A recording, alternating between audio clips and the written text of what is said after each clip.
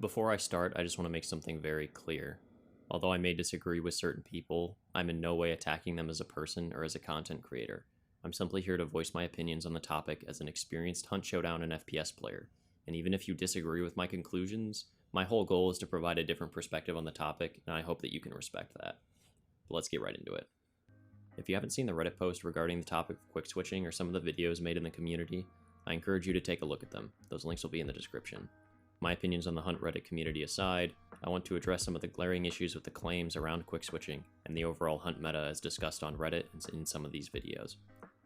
This video will be mainly based into two parts. The first discussing how meta is formed and what makes a game fair, and then the second topic will be addressing miscellaneous comments and myths that I've seen going around for the topic. Timestamps for each part will also be in the description in case you're here just for a specific purpose. If you don't know what quick switching is or how it's used in Hunt, at this point it shouldn't really need to be explained, but basically if you switch weapons right after firing a round, you can get a quick second shot off with your pistol before having to rechamber a new bullet. The main video I'll be using as a comparison to my own points is Zach's. He made a very detailed video and I encourage you to watch it. However, there are some issues and ignored information that I do want to address. The main argument presented in Zach's video and many comments on the Reddit is that long ammo dominates the meta because quick switching gives long ammo a fire rate similar to compact or medium ammo types and is therefore unfair and needs to be removed. However, this heavily simplifies the argument and gives a quick conclusion to some very complex topics, and these topics being what is okay in a meta and what makes a game rewarding. In order to properly discuss whether or not quick switching is abuse of game mechanics or okay, we need to approach these topics from a balanced perspective and look at how game mechanics and skill levels allow for some playstyles to be preferred over others. Let's look at what defines a good meta and what makes a game fun. When we talk about a meta in a competitive shooter game, the most common way to provide an enjoyable meta is to minimize luck and reward the strategy and mechanical skill of a player. When you take away the mechanics that add to the skill ceiling of a game, you take away the fun in trying to learn and master the game. Take Rocket League, for example.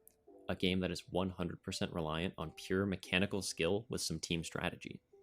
The game is fun because no matter how good you are at Rocket League, there's more to learn, more to master, and more to discover. Even the top tier pros comment on how much players keep developing their skills and getting better, despite the game being out for over 5 years. Now imagine you take away the ability to drive up walls, or take away boost, etc.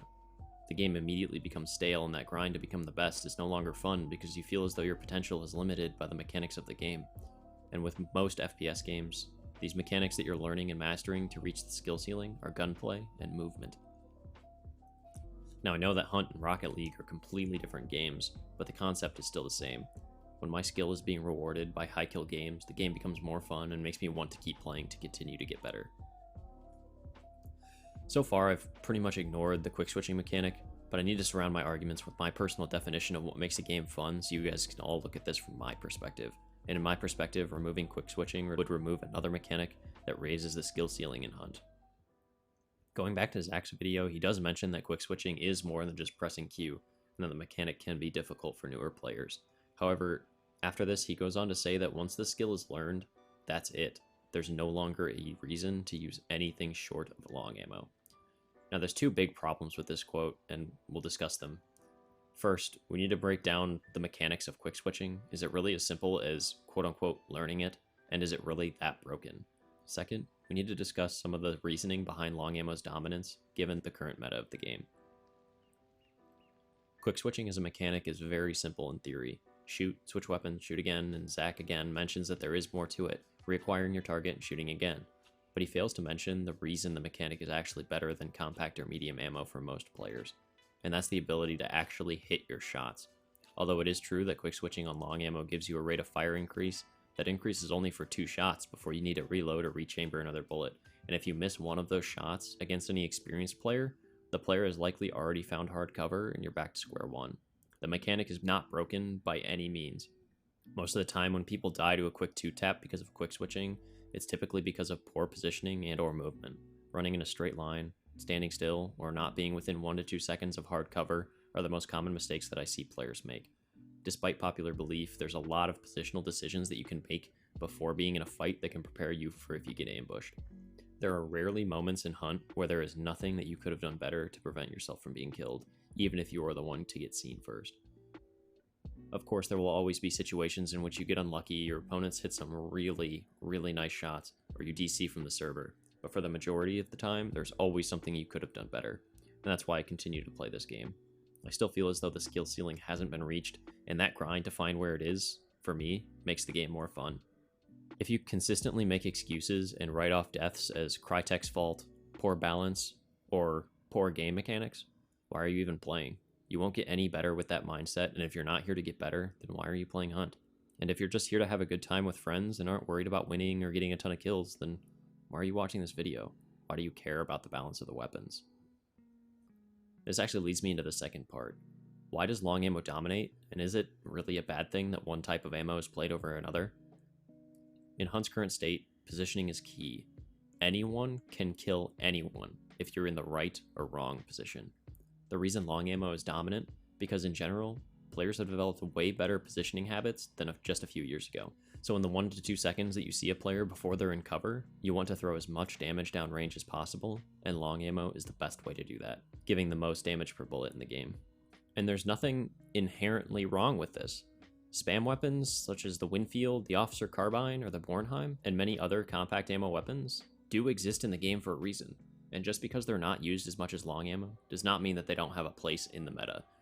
Spam weapons exist in the game to punish people that are in a bad position or miss their shots, and although they can be played around with good positioning, it does not mean that they are irrelevant, underpowered, or don't have a place in the meta. And as another note, no matter what the meta is, headshots are king. If you can hit headshots with a Vetterli or a Winfield, you can still compete with the rest of the player base. It's not like they're completely irrelevant.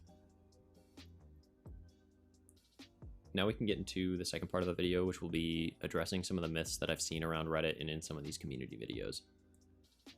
The fact that long ammo is the most used type of weapon means that it is overpowered and needs to be nerfed.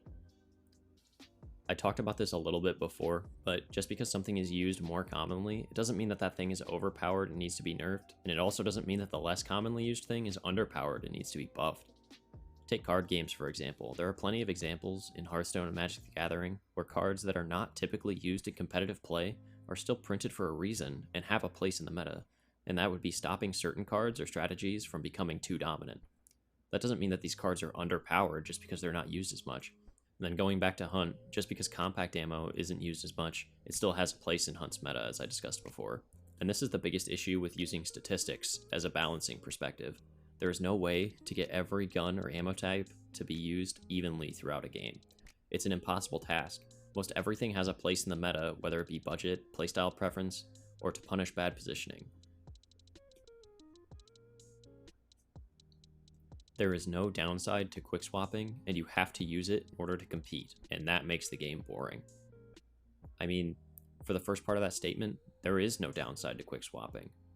But just because it doesn't have a downside doesn't mean it needs to be removed. It still takes skill to use and master. Going on to the second part of that statement, I mean, if you look at any skill-based game, every single one of them has some form of mechanic that players need to utilize in order to compete at a high level. That doesn't make the game stale or boring, it makes it skill-based, and it's what makes it fun in my opinion. Take Counter-Strike Global Offensive, for example. If you're not using smokes or flashbangs, you're not going to be able to compete at a high level. That doesn't make the game boring because you have to use smokes and flashbangs.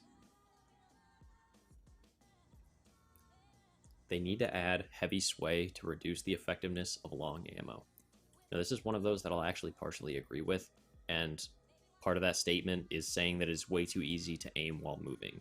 And I do agree with that. It is too easy to aim while moving. However, I don't think adding sway is the answer. This has been done in Hunt's past, and it always made the game feel more clunky. I think that players move too fast while aimed down sights. The speed at which a hunter can move while ADS should be slowed. Every other FPS game punishes you for moving and shooting with either inaccuracy, sway, and or decreased movement speed. And Hunt doesn't seem to have any of those. Double upper is the best of both worlds and needs to be nerfed.